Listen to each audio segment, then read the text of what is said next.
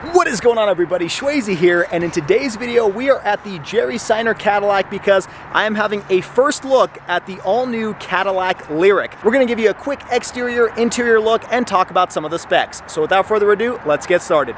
First, I want to extend a huge thank you to Jerry Seiner Cadillac here in downtown Salt Lake City for giving me the opportunity to review this vehicle for you all today. If you guys are in the market for any new vehicle, they actually have GM, Chevy, Kia, a lot of different vehicles under their brand. Make sure you reach out to them. I'm going to put their information down in the description below. Let them know that SchwayZ sent you. Okay, so here is the Cadillac LYRIQ, and it's kind of cool seeing this vehicle for the first time in person. It's bigger than you would think. It's actually a pretty large SUV, even though this is considered a compact crossover. But starting off with the exterior styling of the front end, you can see these are all LED lights, and they look really cool. I can't imagine how it looks when it's lit up, but this is kind of the display model. This whole grille is supposed to be pretty much lit up when you're driving at night, and you do have that front camera over here. This is kind of a modernized version of the Cadillac emblem, and the front end looks very menacing, looks pretty different and cool, and kind of is an evolution of the art and science design that Cadillac has been known for the last decade or two. Coming up along the hood, you have these body lines that kind of form into that grille, into the front fascia, and kind of extend down into the grille as well, giving it a really cool look. And I particularly like it under this lighting because it really just shines. It's like what you expect a Cadillac to look like. Coming over to the side, you do have some black plastic outlining the mold of the wheel well, which looks really nice. And then by pushing this button, you will open up the charging port. Now, this vehicle, again, is a display model, so you're not going to see that. Coming over to the side, these are the door handles that are actually recessed, but by pushing them, the door will open up. And similar to a Mustang Mach-E, you won't be able to close it by pushing in. You have to open it, and then the little peg that holds the door in actually folds back in. So that's how you open and close it. Same with the rear door as well, same type of operation, except you actually have to reach back here. There's a pad over here to be able to grab onto it and reach in. So that's how it looks like on the interior.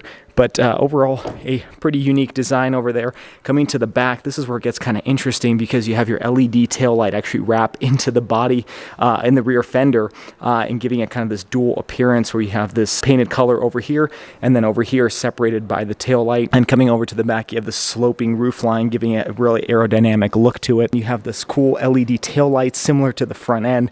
These all light up at night, giving it a really just futuristic look to it. I think that's kind of the best way to summarize the LYRIQ. Now, this is the 450e, which is just has to do with the Newton meters of torque, and this is the rear-wheel drive version. So currently they only offer the rear-wheel drive, but an all-wheel drive will be coming out here probably sometime here in 2023.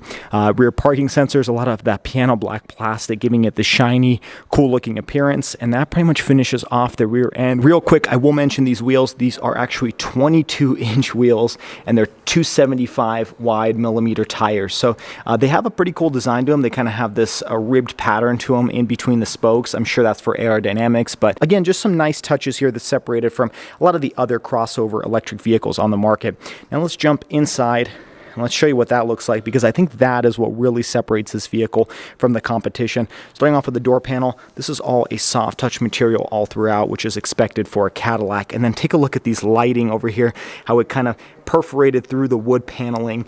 Really, really cool. And even these buttons over here on the knobs, they're all covered in this nice aluminum material to it. You do have heated and ventilated seats, and then the door handle is pretty cool too, because this actually lifts up to be able to exit and enter the vehicle. The speaker grille is beautiful as well. This is reminiscent of what you find in Mercedes products and stuff like that. So definitely didn't skimp out on any of the materials over here in this vehicle. You do have a little cup holder over here, and this is your trunk release button, but the door panel is just gorgeous.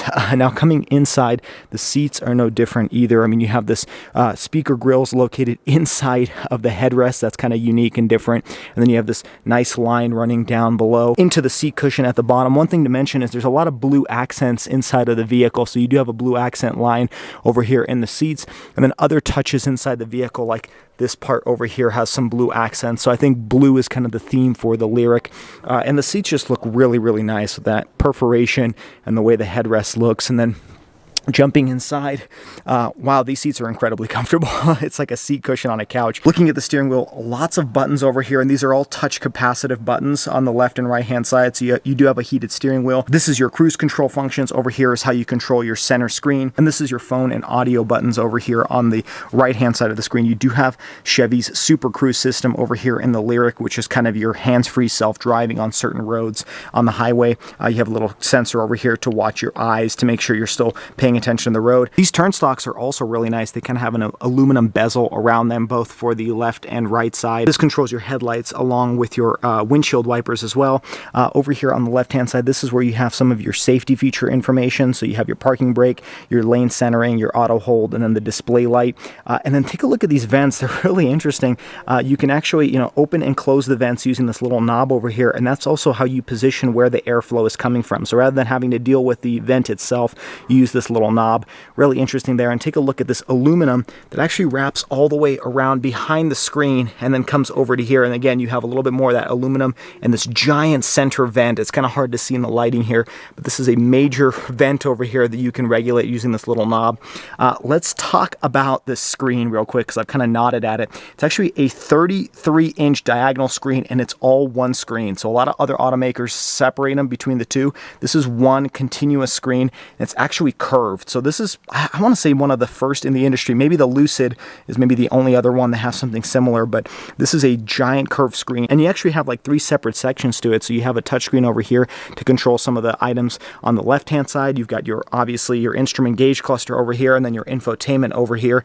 And unfortunately, I can't turn this vehicle on, but you can see all 3 when you're lighting this car up, and that is a very unique, I think that's a big selling point over here.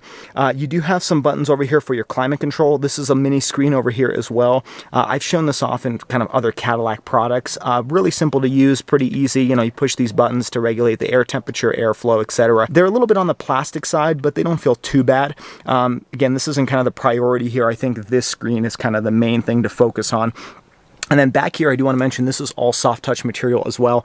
Even over here, this is kind of a rubberized material near the back, but it's not a hard touch plastic. So gone are the days of GM hard touch plastics in Cadillac vehicles.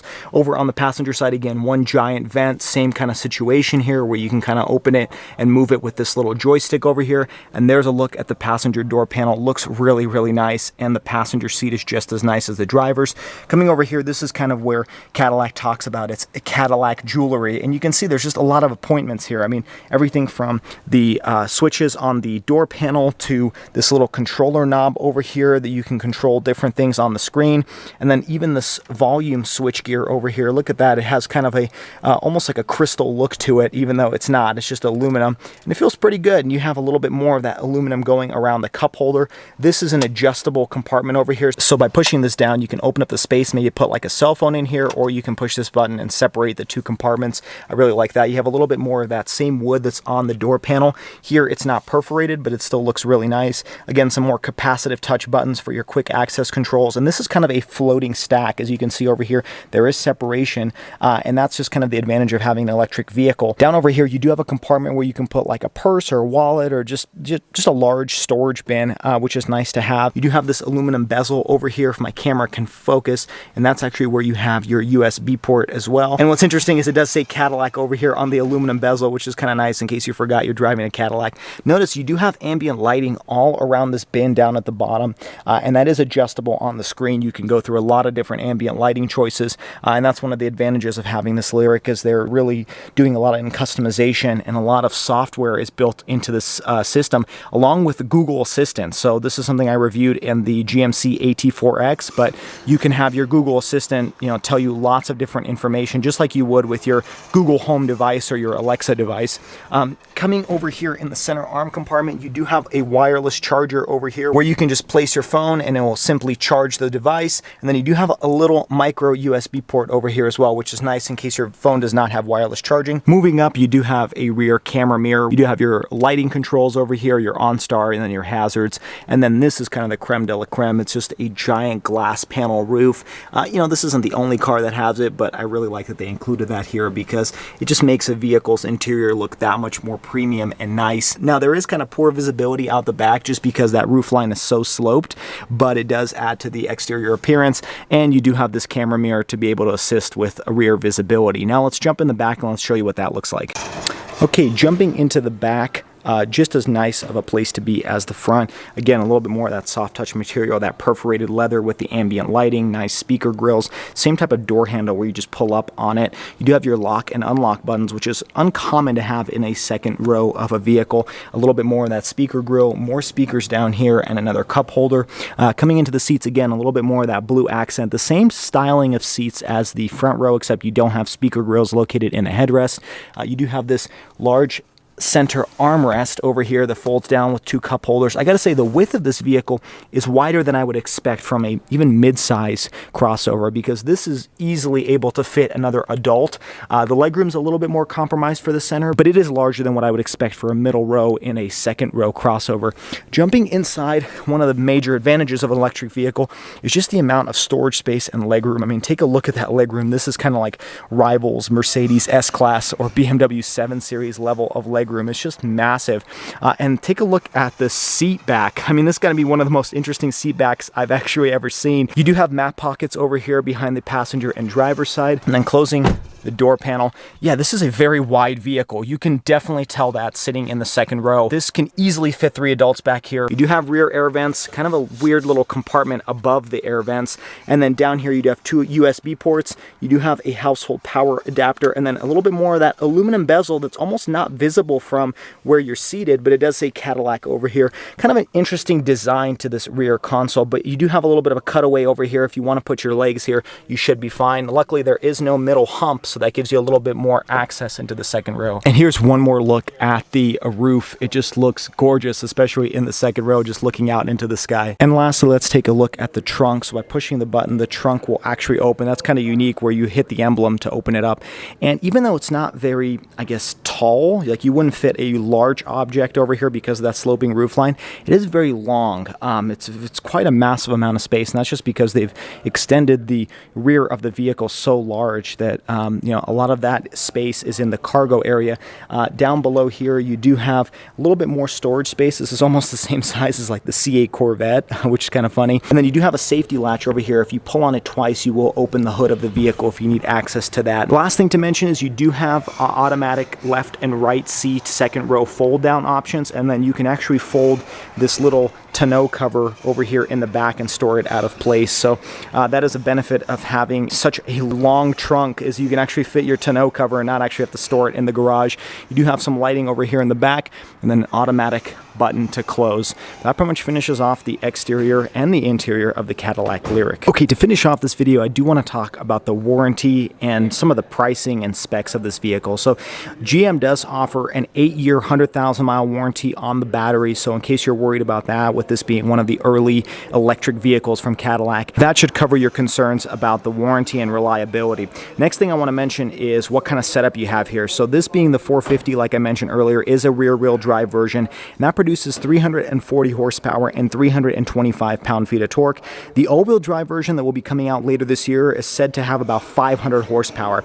0 to 60 in this rear-wheel drive version is 6.2 seconds, so definitely no slouch. It's not the quickest of the electric vehicle competitors, but it's not slow by any means either. Now, I do briefly want to talk about charging. GM does offer a level 2 charging system at home, where this will charge up to 52 miles per hour, which will get you from about 0 to full in about 8 hours if you charge at night. Now, this does come with DC fast charging capability as well, so you're able to charge this quicker if you're going on a road trip. One more thing to mention about this vehicle is it does have 312 miles of range, so pretty competitive to some of the other vehicles on the market. And the last thing to mention is pricing, which is pretty competitive here as well.